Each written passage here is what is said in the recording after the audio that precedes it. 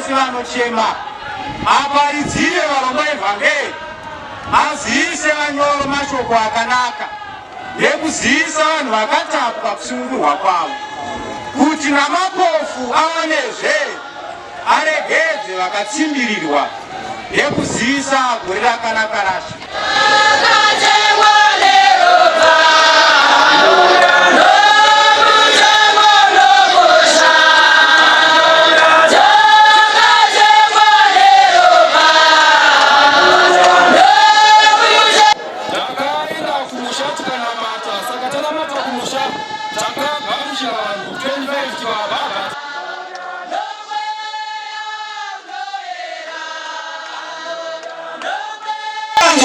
Vashiti rinotenda Mwari akaniita mupostora waJesu musangano